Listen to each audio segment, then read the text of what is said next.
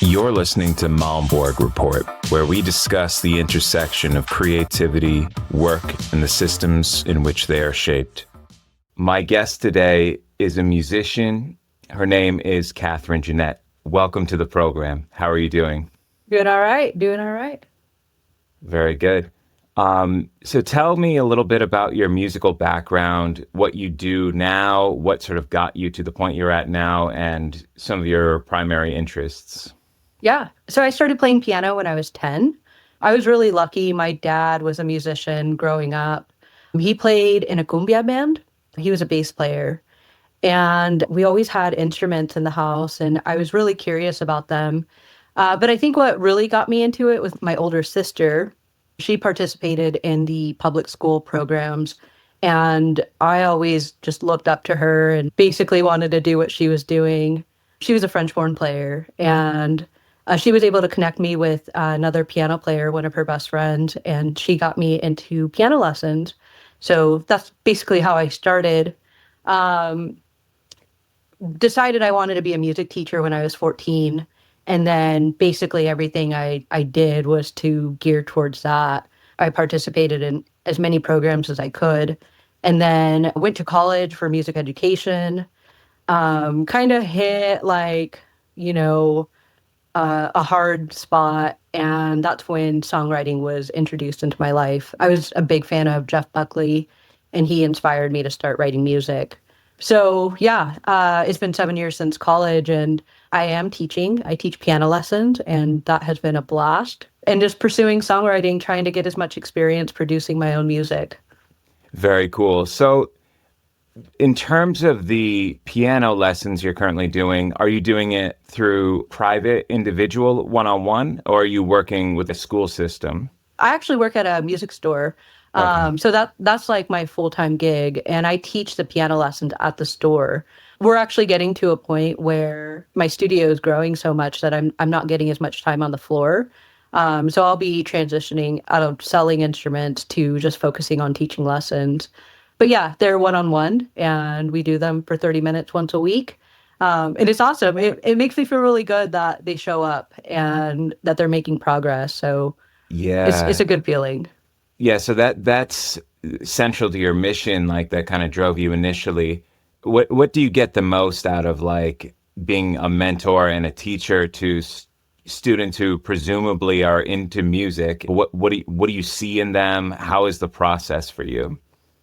When they come in, it's always one of two things. Either they're really eager to learn and get started, or they come in really nervous and afraid that, maybe they're wasting time and so I feel like my job is to keep them inspired and to remind them that they are absolutely capable of doing this. You guys are the ones that get to go home and practice for whatever time you have and learn these skills. So I just feel like it's to guide them, let them find the way, and be the best that I can be to help them. Yeah, yeah. I think we do live in a time where like music, it doesn't seem like it's getting a lot of support and Mm. like funding, and so it's really important that people still contribute and teach music to young people, because music is more than what we see on social media or popular culture. It's a language that unites people and has for as long as people have had opposable thumbs or vocal cords. So, yeah, music is super important. I first discovered you on Threads. There was this wave where the algorithm was just sort of connecting new musicians, and like you would just see these posts populate on your feed, and it's like, oh wow, this person's really good, this person's really good, and it just was nonstop. But I noticed your music about as much as anyone else's. I remember the song La La Land you had released, and I thought that was really impressive. Do you want to talk about that song? Yeah, that was a really special project. It was during a period where I had been dealing with like writer's block, but at the same time, I was putting in a lot of effort into trying to create songs. So I was pretty committed to making demos of something consistently. Like it was every day. And I was still having writer's block. I just wasn't getting a sound that I was inspired by. Um, and one night I just with determination was going to write a song, and I did fairly quickly, and I was really happy. Previously, the album that I had done, Black Window, it was a producer and I. And so with La La Land, I was hoping I could get some live musicians on it. And I was able to get Austin Haas to play drums and Grant Howard to play bass. I was so excited. It was a different sound to have live musicians on it. So that weekend just spent the like entire time recording and just listening to music. And I mean, it was such a like positive experience. And then I managed to get a hold of Jeremy Klein, and he put together this beautiful music video. He's a dancer, a choreographer, and he was in Barcelona at the time. So that was really cool that he was able to get footage in that area. Right. But everything was pretty much done remotely, except for the bass track. But the drums, he's based out of Denver. And as I mentioned, Jeremy was out of the state. So yeah, and it was like 15 weeks from the moment of writing the song to completing the video. I think it was like a 15-week process to release it. Yeah, it was very special. And I'm really proud of that song. Yeah. Yeah. No, it definitely caught my attention. Like the intro, it's a long intro, right? But like it stacks in a way where you don't know what's going to happen next. There are flourishes, like, in the keys, but the chords are just stacking, and it's like the emotional roller coaster is there. But then it settles into the jam. That one just captured me at the time when I first heard it last year. So I'm curious, I know you're also very much into flora, right? You're into growing plants, and I imagine that informs your creativity to some degree, and maybe even your sort of worldview or like ethos. What does that mean to you, and what do you do with plants? Yeah, I mean, that whole like era basically started post college. As I mentioned earlier, I kind of like hit a block in college that was very emotional. And um, when I was done with college, I was really burnt out. I didn't have any more energy left in me, which is something that people I don't think really know about me. The last couple years of college, I was like really suffering from mental health, and I didn't know that I like basically needed help. And yeah, and so I was just completely depleted and didn't think I was going to be able to pursue music education after all. And so I felt that I needed to find something, and that's when floral design came into the picture. And it it was an opportunity to continue to express myself, but it wasn't like an audible thing. It was more like hands-on visual, making people happy. That I mean, that it was different. It was a different way to um connect with people that music had maybe not done before. I remember I went to floral design school to get started, and one of our assignments was to create our first bouquet. And we were in Portland, and I had a bunch of bouquets. I got to go home with all these designs, and I didn't know what to do with them. There were too many in my hand, so I started passing them out to people that were walking by. And one lady, I handed it to her, and she was so moved by it. And I didn't expect that reaction. Here I thought I was just giving flowers away, and she was so moved it brought me to tears, and I knew it was something special. So yeah, I got to work as a florist for a couple years, but it was also the first time that I was working like under somebody. Right. And that was really, really challenging, which is ultimately why I kind of ended up like moving away from it, because up until then I'd set my own freelancing opportunities. And this time I had to follow a strict schedule, security cameras watching you and stuff. I worked at a grocery store as a florist, and that was tough. And so for me, I was like, if I'm going to continue with flowers, I might need to find a different route.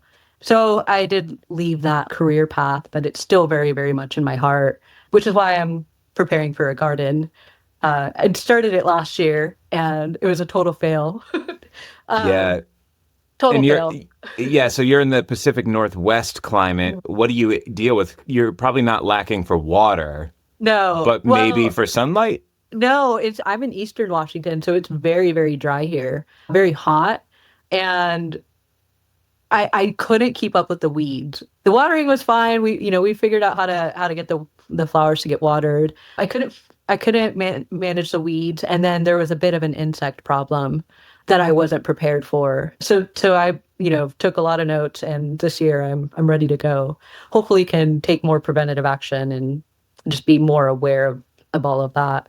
Yeah, yeah. Do you do anything indoors right now? Yeah, I have lots of plants. They're just kind of sitting in my windowsill. I've had hundreds of plants, and some have survived, some have definitely not. I actually took out all the plants in my studio. This place was like a total jungle, and I decided just leave those in the house and keep this room kind of clean. And it can definitely become a jungle. It's a lot to manage with the plants, but I don't mind it. Yeah, no, I feel like having greenery in the space where you perhaps write or practice or play, record, would definitely add something. It's like a natural inspiration. I mean, where I live in the middle of like a remote forest area. When I step outside, I see trees and ridges and ponds, and that sort of gives me a fresh perspective, you know? And Yeah. yeah, so in other words, I think the creativity and nature angle is something that must mean something to you in particular, like the growth of the plants or the life cycle of them. How does that inform music to you, or is there any interplay between those two things? Absolutely. I think songwriting to me and just songs in general is really like a wheel of life. Like it's a wave of emotional expression. And it really, I think, is a reminder that um, the emotions that a song takes you through, that's not the end of our existence. With nature and plants, they're similar, they're on a parallel. It's a wave of expression, it's a wave of emotion. The life cycle of a plant is very similar to the life cycle of a song. It's refreshing. It's a good reminder that we don't have to be stuck in just one emotion all the time. We can experience the various emotions that we're gifted. I feel like there's very much a parallel to songs and nature. Yeah, I think there's also a seasonality to it, right? Like plants, they shed, they regrow, and sometimes the wave, not just in music, but you could even say in sort of our lives as we perceive them, it can be like that as well. It sort of goes to the idea that music is sort of a life form unto itself, or at least a way of conceptualizing and conveying the meaning of life or the feeling of life. At least that's how I see it. I don't know if the broader public would agree with that assessment, but I see the connections there. Yeah, absolutely. I don't know. It's deeper meaning, but at the same time, it's like it's just something to enjoy. And it's just refreshing. This morning I stepped out and journaled. I could feel fresh air going through me. Journaling and reminding myself of my goals. You hear birds chirping. It's peaceful and it's enjoyable. 100%. There's deeper meaning, but at the end of the day, it's just refreshing. Yeah, good for the mental health too, Yeah. right? Like, and that's Yeah. something you've struggled with. I've had some struggles with that in the past as well. Light can definitely just improve your well-being overall, for sure. Yeah. Now, as far as music, like maybe what you're working on right now, you don't have to necessarily give away the whole thing if you're still in progress. But what do you see yourself doing in the more immediate term in terms of your own recordings or collaborations? Yeah, I'm in a project right now that I'm really excited about. Everything's been done remotely. So the drummer, Jesse Shu, he is actually local to me, but he's just far enough away that it makes sense for us to do the collaboration in our own spaces. He has been providing these amazing pieces of foundation. It's so inspiring. And the bass player, Chris X, is based out of Atlanta, who I discovered on Instagram. It's turning out to be kind of an alternative R&B project, which is, it's perfect because I really do like to get experimental and I like to experiment with harmonies. We're getting pretty close on it, and I'm hoping, before the end of the year. I'm doing vocals for one project, and then we have a guitar player that we're hanging out with that comes here. He lives like 40 minutes away, so he comes here and we play. We have a drummer coming over to the studio later today. Just like friends hanging out and Right. and recording, either whether it's remotely or here in the space. But it's good. I like I mentioned earlier, I went through that big writer's block, and now it's just kind of like, I think I went through some of the hard stuff. I don't need to be that much harder on myself. Just like have fun with it. So yeah, I got the project and just hanging out with friends too, doing it. That's good stuff. And of course, I'm looking forward to actually hearing it. But at the same time, I want you to just like do what you're doing, keep enjoying it, and Yeah. then figure it out in terms of distribution. But yeah, so that's good stuff. Anything else in terms of recent thoughts, recent experiences that you think would be compelling for the audience?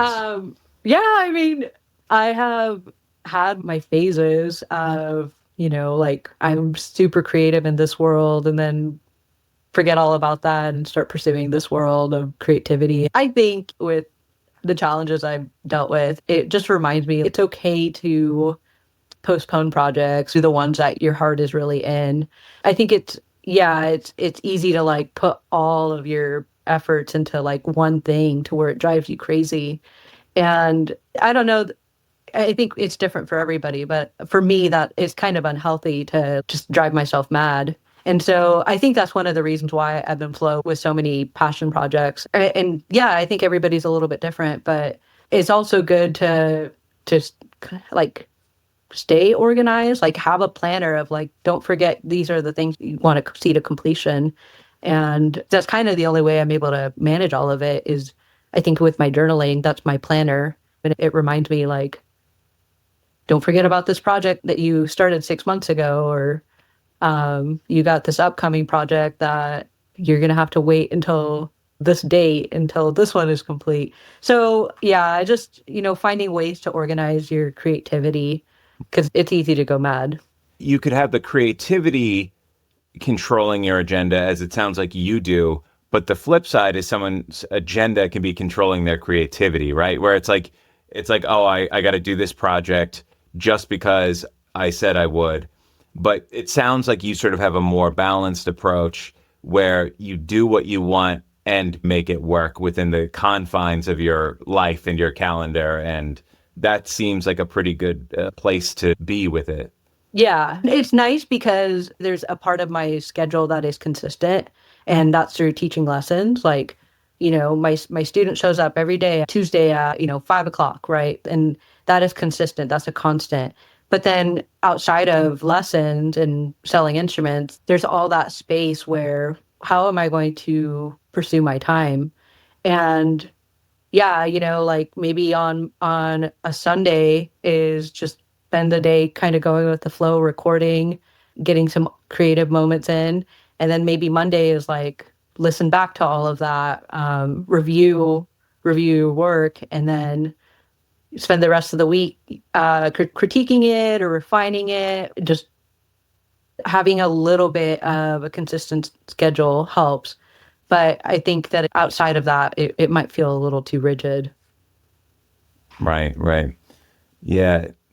No, I've definitely embodied some structure in doing this podcast project I'm doing where, you know, like interviews are one thing because everyone is in a different place at different times. I have weird hours that I'm available. So like I just do interviews when I can. But in terms of my production process, it's a very precise like Yeah. schedule, you know. I know what days I can do this or can't do that. I've tried to be pretty organized about when I make posts online and all this sort of stuff. I've definitely have embraced the sort of semi-rigid, but with intent practice here, even though historically I think I've resisted that and I've just wanted to do whatever I was feeling at any given time. And sometimes that has great outcomes, sometimes it doesn't. Yeah. What would you tell to someone who's maybe in your shoes like you were in college, right? Maybe someone who, even if they're not a creative, but they're going through something in the middle of their education, maybe they are going through a depression or some sort of personal challenge. What advice would you give to someone having come out of that yourself? It takes a lot of time. And there is no timeline to when it gets better. And that is also okay. You have to be really gentle with yourself. When something does feel good, just enjoy it as much as you can. When something hurts, just kind of sit with it and um, allow yourself to feel that way. If you need help, there is always somebody available to get you where you need to go. It takes time, and that is okay. Yeah, absolutely. It's definitely important for people to remember that, if it's over your head or you just don't know exactly what's going on, there are resources and, it's the place to start. So, yeah, thank you for sharing that. Yeah. Well, I don't have any more questions, but I just want to say it was so cool to meet you, number one, Yeah. and to talk about some of these things. And I hope we can continue this in some form going forward. But thank you for Absolutely. coming on. Yeah, my pleasure. This was my pleasure. I encourage everyone to go listen to the music of Kathryn Jeanette. I'll have links and stuff on YouTube. So, yeah, thank you. My pleasure. All right.